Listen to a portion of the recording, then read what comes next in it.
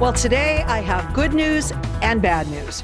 First, the bad news. Our very dear friend, Porcupine Pat, aka Pat McKinney, who is the Environmental Education Coordinator at the Schuylkill Conservation District, is retiring. The good news, he's only partially retiring. So we are so glad to hear that, because you're not allowed to leave. Well, that's what people say. It is difficult to step out totally there, because I love doing this type of work. I love the people I work with, and I love the mission that overall the Conservation District is doing to help Schuylkill County.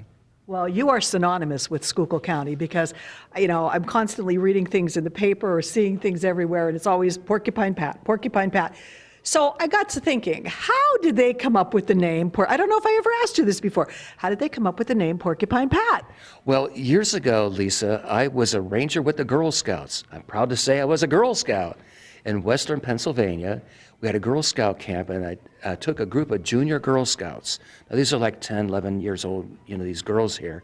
And I was known as Ranger McKinney, which is kind of a boring name, like Ranger McKinney, So we took a hike. And on the hike, we saw muskrats swimming, we saw deer tracks, and high atop a tree, there was a porcupine taking a snooze. Now, Lisa, at the end of the hike, we sat around our campfire making s'mores.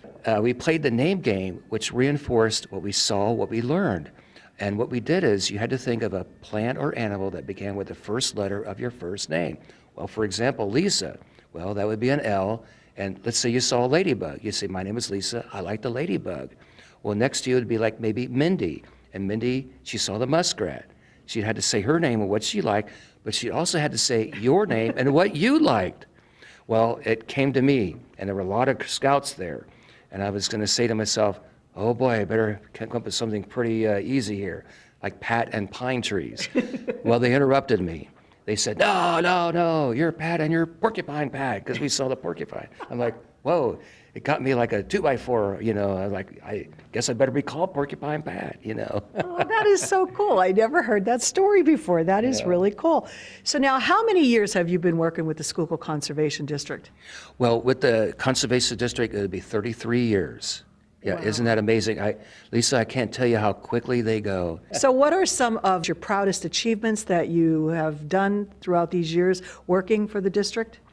Well, again, I mentioned Sweet Arrow Lake, our county park. I've done programs there. But what I really like is touching the lives of people of all ages. I've done programs for 1 and 2-year-olds all the way up to, believe it or not, 102. I go to nursing homes, I go into preschools, schools, there's public programs, workshops, I could go on. I touch the lives of a lot of people, is what I can say. So why retire? What I work with is like a tighter schedule, and that's the bottom line. And, we do have a full-time person named Emily that will step up to the plate as a full-time person. And she's a good person. She's got a lot of knowledge base, and we'll work in tandem. And in essence, the district is expanding its environmental education outreach. That's important right there. So. Absolutely. And I was reading about you, and I saw that you started in media studies. Yes, as a matter of fact, not many people know that I was a rock and roll disc jockey in Chicago. How about that? I was in radio too. Yep, but then the station had to close, not close, they kicked us all out because they changed format. I found that the business is pretty iffy. I said, I want some more stability. So in Chicago, I saw that at the time, back in the 70s, things were a trial and tribulation. There was pollution in the river, the smog. People don't remember what it was like now, but back then, multicolored skies, Mm-hmm. But anyway, I said, what are we doing? What could be helping everybody? Well, the environment. So I got into education then. Wow, well, we are definitely glad that you did. So what is next? Well, what is next is we're working on the Schuylkill River Trail to bring nature more closely aligned with people. When you have a designated trail, people will go there. And when they go there, they connect. They can see things, hear things, smell things, use their senses, get groupings with people, with your friends, your family. and a trail can make that happen. That's one thing.